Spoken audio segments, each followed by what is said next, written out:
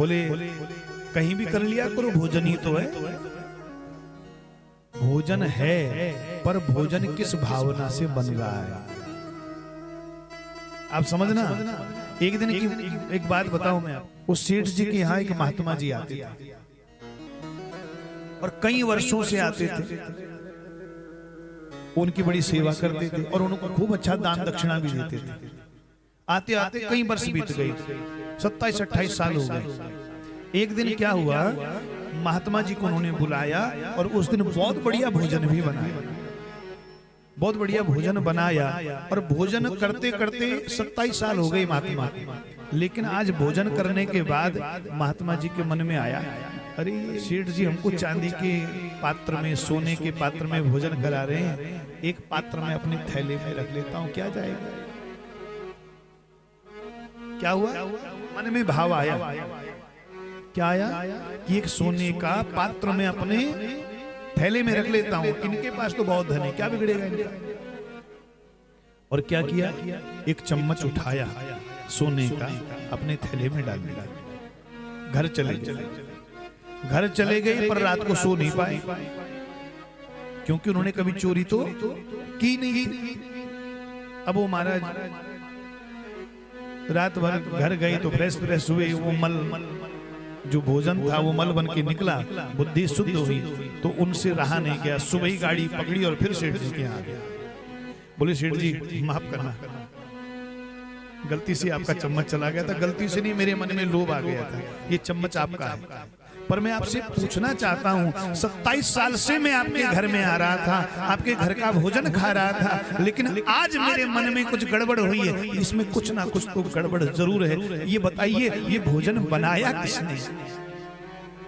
क्या भोजन बनाने में कुछ गड़बड़ थी या भोजन बनाने वाले में कुछ गड़बड़ थी? बोले महाराज हमारे घर में जो भोजन बनाता था ना 27 साल से, अचानक से उसके घर में कुछ घटना घट गई, वो गांव चला गया और उसी का एक मित्र हमारे यहाँ आया, उसको बुलाया गया, भैया तुमने भोजन बनाने में कुछ गड़बड़ की है क्या? बोले नहीं नहीं महाराज, जिस विधि से मेरे मित्र ने मुझे बताया था उसी विधि से मैंने भोजन बनाया। बोले कुछ तो गड़बड़ रहा होगा। बोले महाराज मुझे अगर क्षमा करो तो आपसे सच सच कहूं। बोले बोलिए।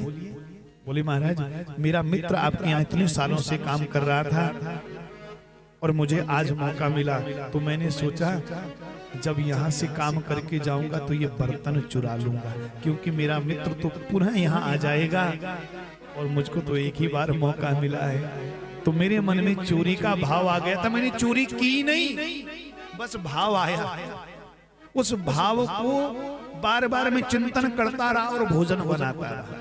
ध्यान से समझना, भोजन बनाते समय भाव चोरी का था और जिसने वो भोजन खाया उसके मन में भी वही भाव प्रकट हो गया।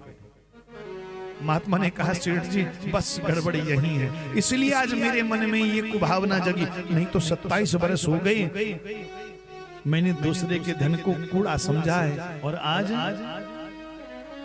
मेरे मन में ऐसा भाव आ गया। ये क्यों आया? बोले भोजन बनाने वाले की भावना से। हम इसलिए अपने साथ भोजन शास्त्री को रखते हैं क्योंकि भोजन बनाने वाले का भाव कैसा है। अब यहाँ तो सब बढ़िया भाव से बना रहे हैं, यहाँ गड़बड़ नहीं, लेकिन भोजन बनाने वाला, भोजन खिलाने वाला, भोजन देने वाला और जिसके घर में भोजन बन रहा है उसका भाव कैसा है, उसका प्रभाव ब्राह्मण पर भी पड़ेगा, महात्मा पर भी पड़ेगा, दुरात्मा पर भी पड़ेगा। अगर कोई ईमानदारी से भजन करते हुए भोजन बनाएगा तो महाराज अगर कोई दुरात्मा भी उसके घर में आ जाएगा उसका अहित करने के लिए, तो भोजन करने के बाद उसकी बुद्धि भी बदल जाएगी। और महाराज अगर भोजन बनाते समय भावना गड़बड़ हो गई तो फिर सब कुछ खराब है। पूजा करा रहे हैं, कथा करा रहे हैं, कथा सुन भी रहे हैं, लेकिन कथा सुन करके उसको जीवन में उतार कौन रहा है? कितने लोगों ने अपने जीवन में उतारी? अरे एक बार भागवत की कथा धुंधुकारी के प्रेत ने सुनी और वो देवता बन गए, और तुम 100 बार कथा सुन सुनकर प्रेत बने रहे, इसमें कथा में दोष थोड़ी है, सुनने की विधि में दोष है। श्रवणम प्रपठन विचारण परो, पहले सुने फिर पढ़े और उस पर फिर विचार करें, अमल करें, अपने जीवन में उतारे, तो महाराज कथा आपका कल्याण करती है।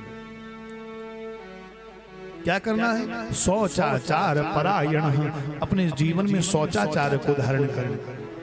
हम तो शुद्धि शुद्धि का ध्यान ही नहीं रखते। वही चप्पल बाथरूम में जा रही, वही आपकी रसोई में जा रही है, फिर आपकी बुद्धि शुद्ध कैसे होगी? वही पोछा आपके पूरे घर में लग रहा है, वही आपके पूजा के कमरे में लग रहा है। पूजा के कमरे में पोछा अलग रखो। पूरे घर में झाड़ू लगाओ ठीक है, लेकिन पूजा के कमरे में झाड़ू मत लगा, कपड़े से साफ करो। फिर देखो आपके जीवन में परिवर्तन। कथा सुन करके मनोरंजन की भावना से कथा ना सुने, बोले 3 घंटे बढ़िया से व्यतीत हो गए। यहाँ कुछ बच्चे जानबूझकर मजबूरी में बैठे, कथा सुनना नहीं चाहते, बंधे हुए, बोले डॉक्टर साहब ने कहा है। वो मजबूरी में बैठे हैं, शरीर यहाँ है लेकिन बुद्धि कहीं और है। उनका उद्धार हो सकता है क्या? कभी नहीं हो सकता। न यहाँ हो सकता, न कहीं और हो सकता। क्यों जी? क्योंकि चित्त यहाँ नहीं है।